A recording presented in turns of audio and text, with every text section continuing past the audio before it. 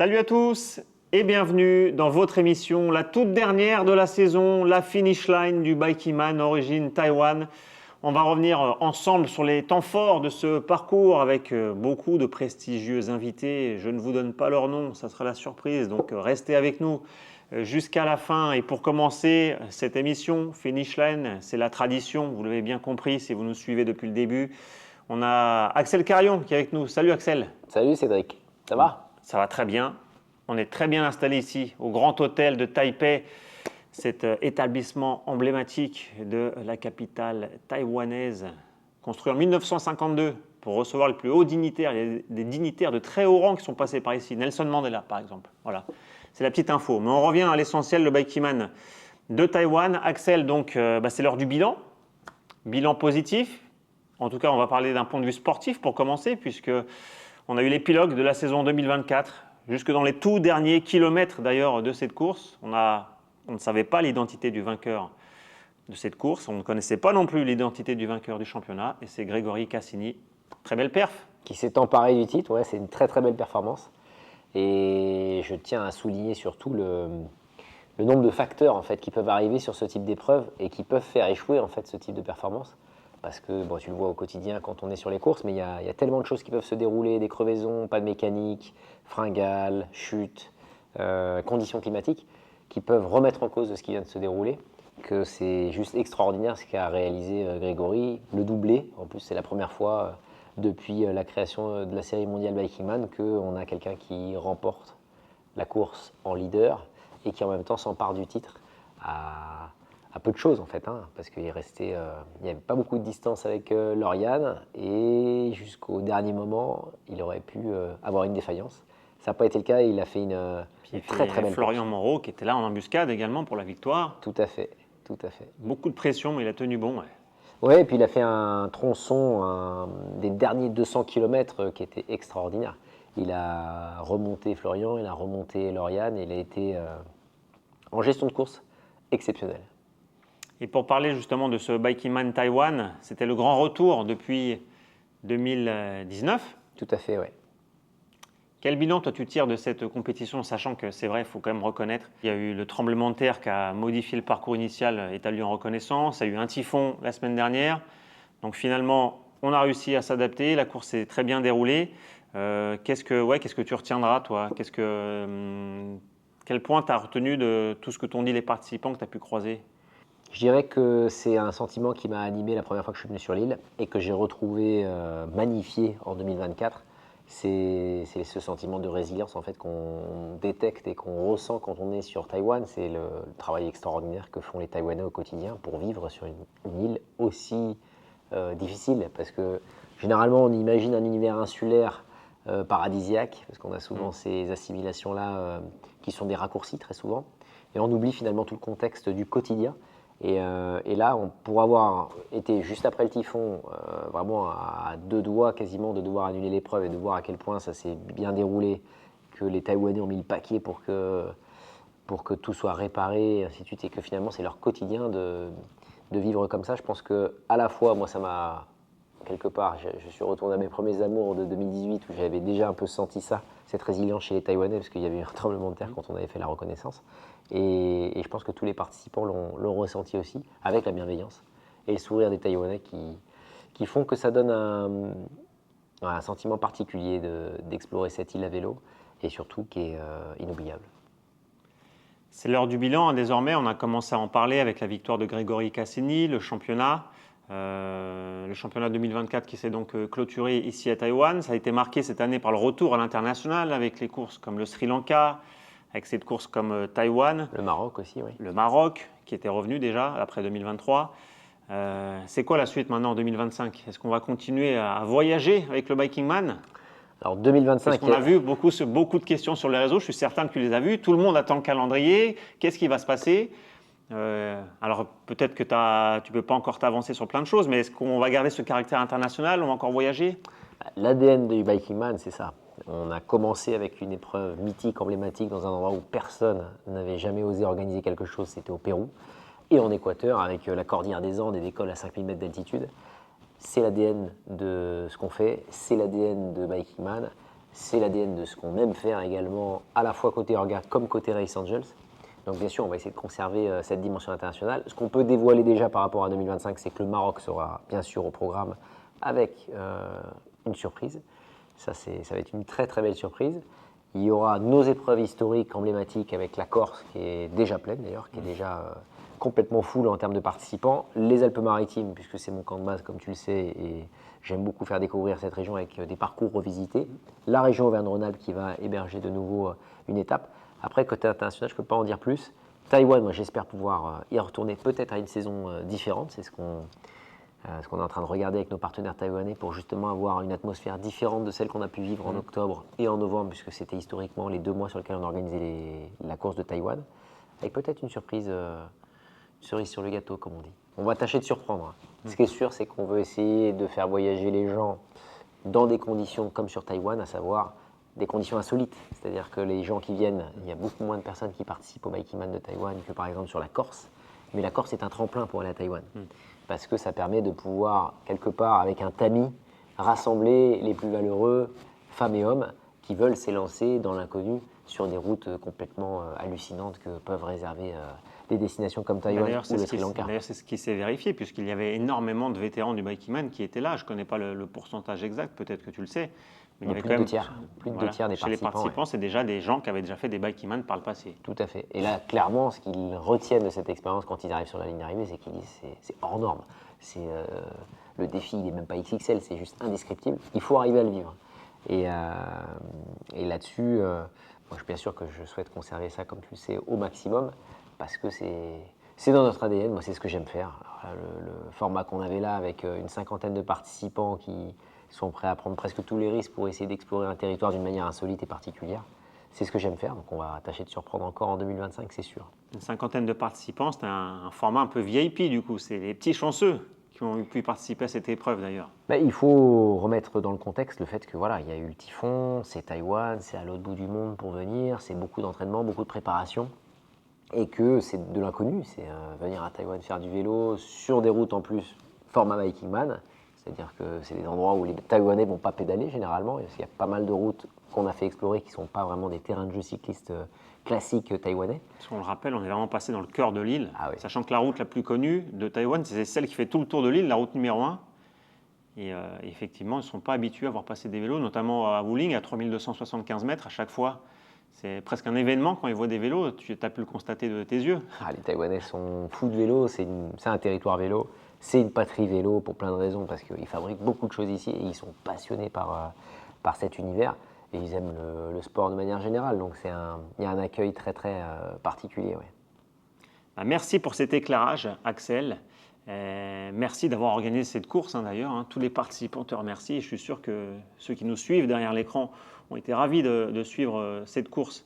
Il faut remercier les en Taïwanais. Ta compagnie, en notre compagnie. Il faut remercier les Taïwanais parce que bien sûr, il y a des efforts qu'on déploie avec Didier et David côté Orga au quotidien pour arriver à ramener ces épreuves internationales parce que c'est très compliqué d'arriver à les organiser. Mais clairement, ça n'aurait jamais pu se faire sans Grand Hôtel, sans Waypoint, sans Red Bull également, Red Bull Taïwan qui a été très très impliqué sur l'événement. C'est tout cet écosystème-là, si on n'avait pas réussi à le rassembler au départ, jamais cette épreuve elle aurait pu se réaliser. Et vraiment, ils sont ravis de la voir revenir parce que c'est... Voilà, quand on vient à Taïwan pour organiser le Bikingman, ils disent généralement, ça y est, les Français, les fous reviennent et on va vraiment passer un bon moment. Donc merci à eux parce que sans eux, on n'aurait jamais pu y arriver. Chier Taïwan donc. C'est ça, j'ai... Merci à toi Axel. Je vais te laisser continuer d'aller accueillir les autres participants qui arrivent ici. On le rappelle, le Bikingman se termine samedi 5h du matin, heure locale, 120 heures pour terminer les 1000 km. Et puis nous, on va enchaîner avec la suite de cette émission. On passe à présent aux choses sérieuses avec nos 2 premiers invités de cette émission. Vous les reconnaissez évidemment, c'est Grégory Cassini, le vainqueur du Bikingman Taïwan. Salut Grégory et bravo pour ta victoire. Merci. Et à ses côtés, il y a Lauriane Placet. Est-ce qu'il faut encore la présenter, Lauriane? Lauriane, tu as terminé 3e et première féminine de la course. Bravo également. Merci. Donc Grégory, c'est ta première victoire sur un Bikingman. Oui. Comment ça s'est passé cette course pour toi? Comment ça s'est passé? Bien. Ça s'est bien terminé. Ça avait bien commencé aussi. Une bonne première journée qui roulait bien. Une deuxième journée qui était beaucoup plus compliquée pour moi, où j'ai vraiment dû gérer. J'avais du mal à m'alimenter, j'avais une sensation d'écœurement permanente, envie de dormir. Et heureusement, je voyais que Lauriane et Florian, ils n'avaient pas beaucoup plus vite que moi, donc je me suis dit, bon, bah, ils me maintiennent dans le jeu. Tu as eu un petit Tant coup mieux. de chance, c'est que tu as été le seul qui est passé au travers de la fermeture des travaux. C'est l'avantage de courir devant. Non, c'est vrai. Enfin, on s'est fait C'est prendre, vrai. on avait vraiment les nerfs parce qu'on Ouais. s'est fait prendre à 2 minutes. Sur le coup, on était limite, on a perdu les mots. Mais qu'est-ce qu'on fait, quoi? Et là, quand on a dit 5 heures, il a dit 5, on avait compris 5 minutes. Non, c'était 5 heures, 17 heures, et bah, ça faisait plus d'une heure et demie à attendre. 1h40. Alors moi, je voyais pas toi t'éloigner derrière. Je voyais tous ceux derrière qu'on avait essayé de lâcher pour être tranquille, et qui revenaient. Je me disais, c'est pas possible, ça s'amonçait. Et On rappelle le contexte, hein, il y avait des travaux sur la première portion du parcours, entre le départ et le CP1, le long de l'île, des heures d'ouverture, de fermeture des routes et d'ouverture. Donc il y avait un tunnel qui était connu pour tout le monde. Ouais. Et ensuite, Une il y a eu des surprise. travaux surprise. Donc Grégory a eu la chance de ne pas avoir été interrompu. Et les nous, on est poursuivants, passé, comme on Lauriane, avait 2 minutes d'écart. Enfin, je veux Oui, dire, à 2 minutes près, vous avez été bloqué. c'est vrai. Florian était à 2 minutes, j'étais 2 minutes derrière. J'arrive à côté de lui, je fais, ah, tu t'es fait baiser aussi? Il me fait, non, mais. Et puis là, la voiture derrière nous fait, it's close. Et là, on a. c'était moi qui étais d'un regard extérieur, c'était assez amusant de les voir, tous les cyclistes Ouais, qui arrivaient un par un, J'imagine. frustrés, qui n'ont pas comprendre ce qui se passe. J'imagine bien ce qui s'est passé et ce qu'on peut ressentir à ce moment-là. Mais donc ensuite, sur la deuxième partie de la course, là, ça a été serré parce que les écarts n'étaient pas si grands entre les prétendants au podium. Non, mais Donc faisait partie Lauriane et on était Florian. toujours jusqu'à moi, j'ai pas Yushi, suivi, en fait, on était assez proches globalement, mais on se rattrapait pas. Enfin, si, Lauriane m'a rattrapé, moi aussi, mais en fait, je l'ai pas vu quand je t'ai passé. Après, je suis arrêté, tu m'as dépassé. Et... c'était les histoires d'un arrêt dans des 7-Eleven Oui, quoi, c'est qui ça. nous En fait, permettait de on passer. se voit pas. C'est pareil, Florian m'a passé après le CP1. Et en fait, c'est toujours à ces moments-là qui te passent quand t'es arrêté. Parce qu'en fait, on voulait quand même sensiblement à la même allure. Donc, c'était les écarts des arrêts qui géraient ça. Après, on a roulé un petit peu. Après, on a roulé un peu ensemble. Ouais. Et puis je l'ai lâché, et puis finalement il est revenu sur moi. Maintenant on s'est retrouvé au CP3, et il est revenu sur moi à 100 km de l'arrivée. Et moi j'étais pas bien, j'étais collée, j'avais rien mangé depuis la veille, donc j'avançais, mais j'avançais en mode économie d'énergie, et il y a eu le vent de face, donc je reculais, quoi. Et lui il me passait sur. Je me suis dit, mais jamais je pourrais forcer comme ça. Alors c'était le but, hein, quand je suis passé. Je me doutais que j'avais vu que tu étais fatigué à ce moment-là, mais je me suis dit, faut vraiment pas qu'elle te dise, je vais essayer. Psychologiquement. Donc tu as placé le petit attaque psychologique. En fait, ma stratégie de base était j'essayais d'être conservateur en me disant, le premier objectif c'est d'essayer de gagner le championnat, il faut terminer dans les 4 premiers. Donc je ne vais pas prendre de risques ni sur les allures, ni sur le sommeil, ni sur l'alimentation. Et parce qu'au CP3, quand je suis revenu, quand j'arrive et que Lauriane est encore là, ça m'a titillé de me dire, je mange vite fait en 5 minutes et je repars avant elle et j'essaye d'aller chercher Florian. Et puis je me suis dit, non, c'est pas une bonne idée, fais pas ta bêtise. Je me suis arrêté, j'ai dormi, je les ai laissés repartir et je me suis dit, peut-être que s'ils dorment pas, en tout cas, ils seront obligés de dormir plus tard, ou s'ils dorment pas plus tard, ils vont être fatigués dans le final. C'est ce qui s'est passé. Enfin, ils étaient plus fatigués et moi, le fait d'avoir dormi, ça m'a permis aussi d'avoir peut-être un peu plus de fraîcheur. Et des fois, il y a des petits points de bascule qui se jouent à pas grand-chose. C'est que on a passé un dernier petit col que Lauriane n'a pas senti d'ailleurs quand elle me l'a raconté, mais que moi j'ai bien senti d'ailleurs, qui montait encore à 8-10%. Et après, on fait la descente. J'avais de nouveau envie de dormir. Et en bas, je suis à 2 doigts de me dire, je m'arrête prendre un petit déjeuner. Le 4e, il est 4 heures derrière. Il n'y a aucun risque qu'il me rattrape, même si je finis à pied. Et lui, je m'envoie un message à ce moment-là. Elle me dit, vas-y, tu peux aller les chercher, t'en es capable. Et je me dis, ouais, c'est pas bête comme idée. Ils ont 20 bandes d'avance. Et ça a réveillé le coureur qui était en moi. Je l'accompagne de Grégory. Et je pense que c'est au moment en fait où moi j'ai commencé à vraiment être mal et j'ai fait un arrêt par heure parce que j'étais pas bien, quoi. Donc. Et puis après, je me suis mis en mode chrono et je me suis dit, maintenant j'essaye. Et puis, bon, s'ils sont bien, je les renvoie pas, mais si jamais, je les ai repris.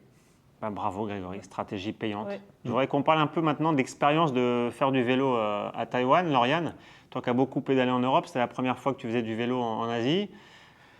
C'est comment de faire du vélo à Taïwan? Est-ce que c'est agréable? Est-ce qu'il y a des codes qu'on peut retrouver en Europe? Bah, Il y a beaucoup de feux rouges. Est-ce que les paysages, Oui. est-ce que les paysages sont surprenants? Le contact avec les locaux? bah, alors moi, je sais pas, de tous ces points de vue-là, c'est pas la meilleure course que j'ai faite. J'étais assez déçue par rapport à ce que j'attendais. Les paysages sont jolis, mais c'est pas. Je veux dire, il y a des pays où je prends vraiment plus une claque. Après, sur le côté expérience. Après, tu as raté Wuling. Tu l'as Ouais, fait de nuit. oui, alors j'ai fait de nuit. C'est vrai Le que sommet à je 3275 pense, ouais, mètres. c'est vrai que je suis avec la fatigue, j'oublie ça, mais ouais, ça c'est la petite frustration. Après, toute la partie entre le CP2 et le CP3 dans la jungle, sur le vélo, j'ai adoré, quoi. C'était dur, mais ça montait, et sur des profils qu'on n'a pas dans les Alpes ou des pétards et super longs. Donc ça, ouais, c'était super intéressant parce que ça changeait vraiment de la façon de faire du vélo, en fait. D'école où on montait comme ça, il y avait des enfants à vélo qui montaient à cet endroit-là, et ça, c'était avant le tunnel, là, t'étais C'est-à-dire pas sur très des loin pentes, derrière moi. sur des pentes très très Sur raides. des pentes très très raides, et les enfants, ils Bah oui. étaient tous en Oui, vélo là-haut. oui. Oui, tu vois. Je me souviens, ouais. Et là, ça, c'était surprenant. Après, le contact avec les... J'ai pas trouvé qu'on en ait eu beaucoup de contact par rapport à d'autres... par rapport au Sri Lanka, par exemple. Le contact avec la population, je dirais qu'ils étaient un peu en retrait. Enfin, après, c'était mon... Il y a peut-être la barrière de la langue aussi, du fait Ouais, qu'on a plus de mal à rentrer en contact. C'était un Et peu puis mon bon, vous ne ressenti. faites pas beaucoup de pauses non plus. Hein. Ouais, c'était un peu mon ressenti. vrai. Vous ne perdez pas trop de temps non plus Oui, aux arrêts. oui, c'est vrai Et toi que c'est très très court. Hein. Puis Oui. c'est pas dans du... En fait, c'est dans 7-Eleven, point barre. Oui. Moi, c'était C'est même toujours que- les mêmes zones de Moi, ravitaillement. c'était même Ouais. que le 7-Eleven parce que je connaissais les produits. C'était pas Family Mart. Family Mart, c'était la sieste. Ah ouais, c'est vraiment zéro Ah risque. oui, non, ok. Oui, donc tu t'arrêtes pas dans un petit truc qui fait à manger, alors que tu pourrais, mais non, c'est un peu le côté débile de faire la course, parce que du coup, tu te mets vois. des barrières, quoi. Enfin, c'est pas Oui. que tu te mets des barrières, mais des choses que tu vas Tu pas... ne cherches pas à tenter quelque Voilà, chose que c'est tu ça, connais pas. Si tu vas pas... Tu vas pas vivre une autre expérience que d'autres participants pourront te raconter parce qu'ils sont allés la vivre, en fait. Et toi, Taïwan, Grégory, qu'est-ce qui t'a marqué un peu? C'était comment l'expérience de pédaler sur cette île? Je pourrais presque te faire la même réponse que Lauriane, encore une fois. J'ajouterais ce qu'a dit Axel, ce que nous a dit Axel tout à l'heure. C'est vrai que Taïwan a un côté attachant en plus. C'est peut-être pas l'endroit où on se dit le plus waouh quand on est sur l'île en termes de paysage. Encore que pareil, j'ai fait bowling de nuit, donc j'ai quand même loupé aussi une T'as partie. raté Wuling toi aussi, oui. Un jour. S'ils avaient été moins vite, j'aurais bien dormi jusqu'au petit matin. Bref. Mais donc c'est vrai que c'est peut-être pas les plus grands paysages, mais c'est agréable c'est agréable à pédaler. Je veux dire, sur la route, on y est bien. Il y a des belles routes, on est en sécurité. La partie de la jungle alors la forêt tropicale est assez sympathique aussi. On est vraiment dans une autre ambiance. On a les petits singes. Ça change. Ouais, ça change, ouais. Donc, T'as vu des serpents? Des araignées? Non, Moi, non, j'ai j'ai vu, rien les vu de araignées, tout je les ai ça. pas vues, j'en avais parlé. Non, non. Mais les serpents, moi, j'en ai vu plein. Après, il y a un petit truc, c'est vraiment très con, mais quand tu es à l'étranger, c'est la signalisation routière. Et toi, ce qui était écrit sur le sol, les lignes jaunes, ça, c'est un truc qui te met dans une ambiance où tu Oui, sais c'est que tu es vrai. à l'étranger.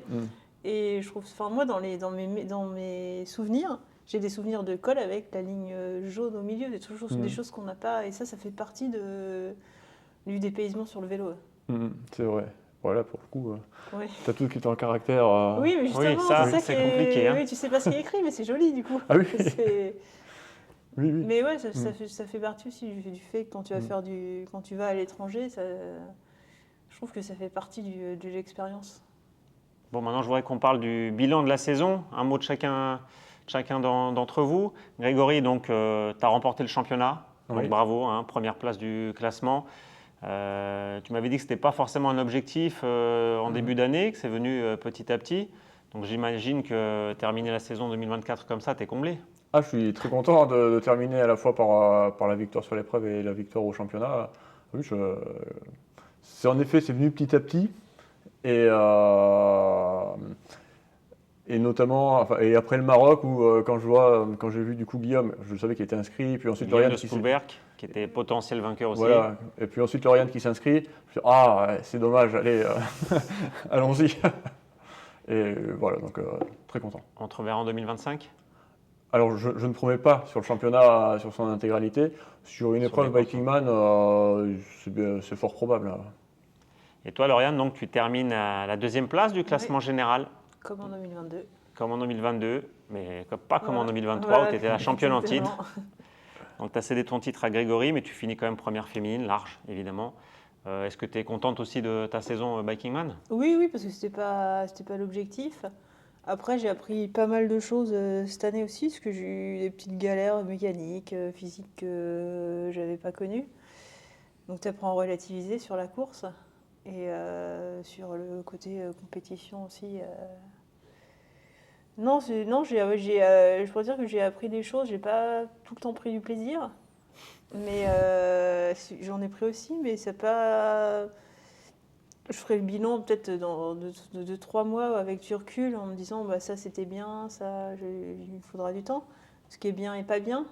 Et sinon, je suis contente. Là, je suis contente, puis 2e, ça me va. Juste un mot pour préciser, quand tu dis que tu n'as pas pris de plaisir, c'est parce que c'était trop dur, tu es allé trop loin dans la douleur parfois ? Non, c'est des conditions qui. Non, Ah oui, non, les conditions climatiques. Oui, par exemple, aux Alpes-Maritimes, c'était les conditions climatiques. Au Sri Lanka, j'avais un gros problème de dérailleur. Il a fallu relativiser sur le fait de perdre du temps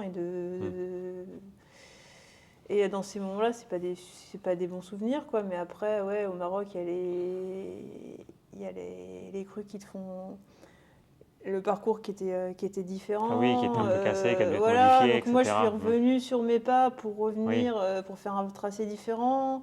Donc, c'est des petits trucs qui seront anecdotiques. Oui, parce qu'on le sait tous, avec le temps, Oui, on garde que les bons voilà, souvenirs. exactement. C'est Il n'y a que ça qui reste plutôt. Il n'y a que ça qui reste. Donc après, mais j'ai vécu des bonnes expériences. Donc ouais, c'était sympa. Puis le 2e, c'est un bon résultat. Comme il y a eu de la bataille, c'est aussi intéressant en fait. C'est ça qui. Parce que je sais que ça peut être l'année dernière, il y en a qui se sont amusés à dire oui, c'est facile, t'en fais plein et tu gagnes. Et on en a fait tous les deux 4. Et là, il y a eu une vraie bataille. Et vous étiez les favoris. Voilà, donc là, on ne peut pas dire, suffit d'en faire et tu le remportes. tu gagnes forcément. Ouais. Voilà.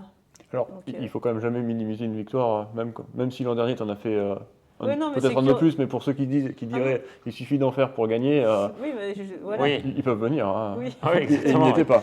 Ah oui, gagner une course, c'est déjà en soi extrêmement difficile. Ouais. En tout cas, merci à vous pour votre intervention, les amis. Donc, félicitations encore une fois à vous deux. Bravo pour votre performance. Merci d'avoir animé la saison Viking Man. C'était génial de vous suivre. Et je suis sûr que derrière l'écran, ils étaient ravis de vous suivre également. Et puis, on vous donne rendez-vous peut-être en 2025. En tout cas, on vous donne rendez-vous ça sur les routes, ça c'est sûr. Et puis, merci encore à vous. Et puis, nous, on va enchaîner avec la suite de cette émission. Et voilà nos 2 derniers invités pour clôturer cette émission Finish Line. Et quels invités, des habitués du Viking Man. Et c'est toujours un plaisir de les recevoir. Thomas Delers, salut Thomas, ça va ? Salut, super. 8e fois finisher. Exactement, ouais. Pas mal celle-là. Hein ? Ah oui, une belle 8e. Et une belle 8e. Et à ses côtés, Clément Bancon. Salut Clément, ça va ? Un peu fatigué, mais ça va. Ouais, t'as les cernes, Ouais, comme nous tous. La tête un peu bizarre. Clément, représentant du Fast Club. Alors Clément, t'as fini 7e et toi Thomas 9e, je crois, c'est ça ? Ouais, c'est ça. Bravo, et pourtant vous n'avez pas beaucoup roulé ensemble, non ? On ne s'est pas croisé beaucoup. Non. Fin de première journée, Ouais. au niveau du blocage sur la route. Et puis, non, il y avait ça. toujours une petite distance entre nous. Ouais, j'ai fait en sorte de garder une petite distance. Bah, bien sûr. Bon Clément, alors on commence par toi, vu que tu as fini 7e. Ouais. Tu as été un peu plus rapide. Donc c'est toi qui as le temps de parole en premier. Comment ça s'est passé ? Quel est le bilan pour toi de ce Viking Man ? Très bon bilan. Je suis Premier en Asie en plus Ouais, pour toi, donc c'est différent. Premier hors Europe, on va dire ça. Donc, petite appréhension au départ, changement culturel, la langue, etc., l'humidité. Je ne savais pas trop à quoi m'attendre sur les conditions de course.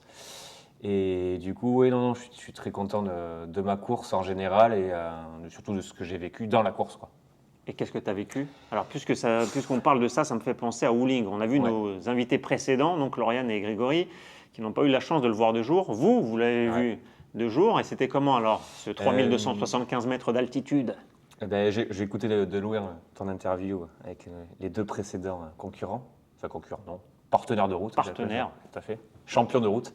Effectivement, si tu n'as pas fait wheeling 2 jours, la course est différente. Parce que pour moi, je pense que c'est le plus beau col que j'ai fait de ma vie. Clairement. Ah ouais, mieux que dans les Pyrénées? Ouais. Ah oui, oui, oui.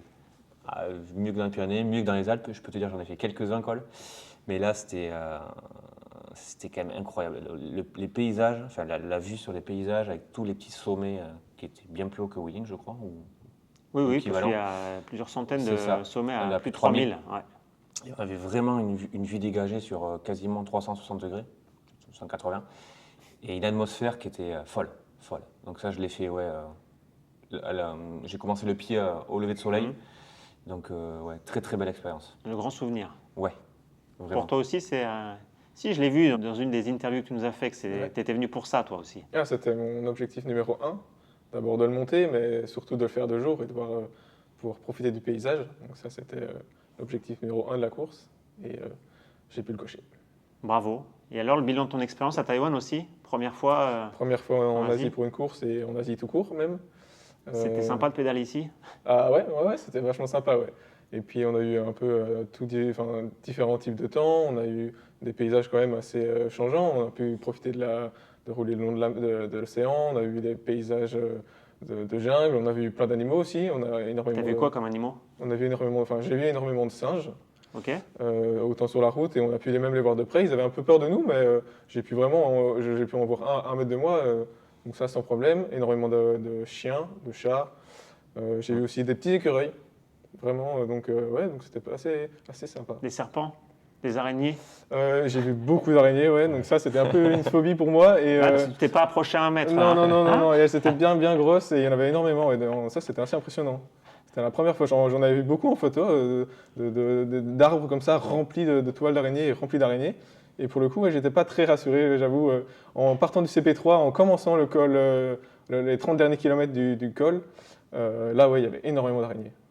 Pourtant, tu as plus de chances de te faire agresser par un singe que par l'araignée. hein. Ah, bah, je préférais le singe, personnellement. Je te voyais faire des grimaces quand il parlait des animaux. Tu en as vu beaucoup, toi aussi? Pas, beaucoup moins. J'ai vu des singes, mais pas d'aussi près que j'aurais voulu. En fait, je trouve qu'ils nous attendaient, arriver de très loin. Oui. Donc en fait, on voyait vite les arbres bouger. Et moi, sur la route, j'en ai pas beaucoup vu. Serpent, j'en ai pas vu. Bon, ça me dérange pas trop. Chien, la nuit, j'en ai beaucoup vu. Tu t'es fait courser? Ouais. Là, surtout dans l'ascension de Wheeling, là, dans les petits villages au départ. Et ils surgissaient d'un peu nulle part. Bon, on avait la technique, donc c'était sprint. Dès qu'on arrivait dans un petit village, on remettait 2-3 dents. Et on savait que bon, ça nous permettait de monter plus vite comme ça. Ah, donc tu veux dire que tu n'attendais même pas que tu te fasses Non, courser? je le savais. J'étais prêt. Tu étais dans l'anticipation. Ouais. Mais ouais, du coup, ouais, et aux araignées aussi, j'en ai vu pas mal. Super. Ouais, belle expérience. Alors, il y a eu plein de petits passages intéressants de ce parcours, notamment les portions dans la forêt tropicale, là, avant le CP3, où c'était très très raide. Ouais. On s'était d'ailleurs rencontrés à cet endroit-là, Clément. Tu me disais que même au Pays Basque, enfin plutôt qu'au Pays Basque, tu avais l'habitude, donc c'était pas ça qui a été effrayé, mais c'était quand même chaud. Parce que de ces derniers jours, la plupart, ils marchent là-bas. hein. J'ai pas revu la vidéo, mais je pense que je devais avoir une belle tête. J'ai essayé de sortir 2-3 blagues, mais j'avoue que en plus, je l'ai monté à vélo, parce que j'en ai jamais dû faire, parce que je pense que tout le monde a marché, ou en tout cas la plupart a marché. Là, il fallait s'économiser, donc j'ai été très très bête. Mais par contre, c'était incroyable. Parce que en fait, je me suis assis déjà pour me reposer, pour manger, et surtout pour me dire où es-tu, quoi. Pour vraiment réaliser. Je suis resté vraiment 5 minutes à analyser un petit retour sur moi-même, on va dire, à regarder un peu le paysage. Et en fait, c'était incroyable. Les bruits, les odeurs, c'était Les fou, quoi. bambous. Les bambous, c'était dépaysement total et une chance, vraiment une chance d'être là, quoi. Tu vois à quelle portion je fais référence? Oui, je vois C'est très un peu bien. avant Le CP3, le gros là. radar, là. Je pense que je vais. T'as marché ou t'es resté j'ai sur marché, vélo? ouais. Et ouais, J'ai marché. oui. Je pense Il fallait. que c'était même Ah bah, stratégique. Après voilà, tous ceux qu'on a vus nous disaient vaut mieux s'économiser plutôt Exactement, ouais. par fierté rester sur le vélo C'est ça. et se fatiguer Exactement. bêtement. T'en as fait combien toi des Bikeman cette année, Clément? Cette année, c'est que mon deuxième cette année. Enfin, D'accord. j'ai fait Alpes-Maritimes, donc c'est aussi dans des belles conditions. La pluie, l'orage, Ça a été assez l'humidité. épique. Ouais. Assez épique. Lauriane qui est derrière la caméra là que vous voyez pas s'en souvient très bien. Donc tu es content de ton bilan cette saison des Bikeman auxquels tu as participé? Ouais, 2 top 10, donc juste si on parle niveau course, La régularité. voilà, régulier. Après, je ne cherche pas le classement, donc je cherche vraiment le plaisir avant tout. Mais voilà, s'il y a une petite place derrière, c'est toujours gratifiant. Mais non, très content. Les Alpes, c'était chouette. Particulier avec la météo, ça a rendu la course un peu particulière, donc content. Et puis Taïwan, ouais, c'était. En fait, pour la petite histoire, j'ai commencé le vélo assez tard, en 2018, je crois. Et il y avait sur l'équipe, il y avait le reportage sur le Bakiman Taïwan. Tout à fait. C'est 2018 ou 2019. Diffusé en 2019. Ouais, ouais. c'est ça. Donc, je crois que Juste avant le Covid. ça faisait à peu près 6 mois que j'avais commencé le vélo. Et je suis tombé sur ça par hasard. Et ça m'a mis un déclic et je dis un jour je vais aller là, quoi. Donc Ben voilà, enfin. voilà. On Donc, est de retour à Taïwan. c'est ça. Donc j'ai un peu bouclé la boucle. Je vais continuer le vélo, normalement. Là, je suis accro, donc il ne devrait pas y avoir de souci. Mais ouais, là j'avais un petit sentiment sur ce Bakiman un peu plus particulier que sur les autres. Et toi, pourquoi tu es venu à Taïwan, tiens, Thomas? Qu'est-ce qui t'a attiré dans cette course? Ah ben, le dépaysement total déjà, première chose. Et tu l'as eu? Ah, je l'ai eu, ouais. Ça, je ne peux pas le nier, c'était assez fou. Mais ouais, ce que je recherche dans l'aventure à vélo, c'est surtout découvrir, voyager en fait. C'est pas le simple fait d'avoir une course et de jouer, d'avoir une sorte de passer au-dessus de. Je me perds dans mes explications. T'es fatigué? Il est ça, fatigué. ouais, Il est arrivé ce matin, il a fait une sieste par terre dans le garage à côté du vélo. Il s'est endormi en le rangeant. c'est ça. J'ai même Ça pas eu fait fini de la sieste. de le laver, le pauvre. C'est ça l'ultra-distance. C'est ça, ultra distance. C'est ça, ouais. C'est aussi ça. Le voyage, quoi. C'est ça qui C'est t'intéresse. vraiment c'est de découvrir les choses et le découvrir par sa force en fait. C'est pas le simple fait d'être dans une voiture et monter au sommet du col, parce que c'est déjà très bien de visiter de cette manière, mais c'est vraiment de le faire par ses propres moyens et de le faire Ah, il y a physiquement. après un effort physique. C'est ça, avec toi-même. c'est de pouvoir le savourer, de savourer l'instant et savourer ce qu'on s'est fait. Et c'est ça que je De se dire, recherche. je le mérite parce que C'est j'ai ça, fait voilà, l'effort c'est ça. juste avant. Je veux pouvoir le savourer physiquement.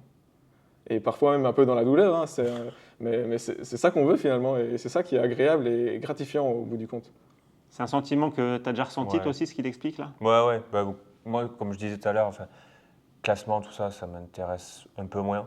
C'est vraiment le fait de. Ah, tu as quand même fait un top 10. Oui, non, ça mais bien sûr, t'intéresse mais parce que je roule beaucoup à l'année, j'ai le temps pour rouler, etc. Donc voilà. Mais non, mais le fait de se dépasser, le sentiment de se dépasser, et surtout d'essayer de vivre le moment présent là où on est, en se disant ouais, qu'on a quand même de la chance. Alors c'est dur, on se donne les moyens de faire ça, mais c'est une chance, quoi. Ça reste une chance et il faut essayer de positiver sur le moment, d'éviter de penser à la douleur et juste lever les yeux et regarder le paysage, se dire ouais, c'est quand même pas mal, quoi. Donc la douleur, vous l'avez déjà oubliée tous les deux. Ah, Il tout reste de plus que suite. les bons souvenirs déjà. J'irai peut-être pas jusqu'à là. Mais le plaisir a pris le dessus sur la douleur. Ouais. Quelques nuits de sommeil, un peu de repos, ça ira mieux. Ouais, exactement. Tu peux aller te faire masser comme Thomas là. D'ailleurs, Ouais, Thomas, il mais- est pressé de aller se faire masser. Ça va être le programme, je pense. C'est ça, ouais. Vous restez quelques jours à Taïwan pour profiter. Ouais, évidemment. Ouais, Ouais. jusqu'à dimanche, ouais. On va profiter. Jusqu'au 16. On va Ouah, t'es Oh, là. ouais. faire une ça tête, va. un Tu tour vas- de l'île, mais pas en vélo. Tu reprendras pas le vélo au Non, à Taïwan mon là. avis, il va se reposer aussi un petit peu. Bon, bah écoute, c'est bien. Un repos bien mérité pour tous les deux en tout cas. Merci. Merci à vous les gars d'avoir participé à cette émission. Ça a été un plaisir de vous avoir avec nous cette année, encore une fois pour le Biking Man. On te reverra en 2025. Ouais. Toi aussi? Il y a des chances. Super les gars. Eh ben, on vous attend avec beaucoup d'impatience. Et également, nos téléspectateurs ont été ravis de vous suivre. Donc bravo, merci de partager tout ça avec nous. Merci Et puis à toi. rendez-vous l'année Merci à toi. prochaine. Et puis nous aussi, c'était la dernière émission Finish Line de la saison. Donc nous aussi, on vous dit à très bientôt. On vous dit rendez-vous en 2025 car le Biking Man vous réserve encore plein de surprises. Je n'ai pas d'infos confidentielles à vous partager. Axel ne m'a rien dit. Mais c'est certain en tout cas qu'il y aura plein de belles surprises. Donc restez connectés sur tous nos réseaux sociaux pour avoir les toutes dernières informations.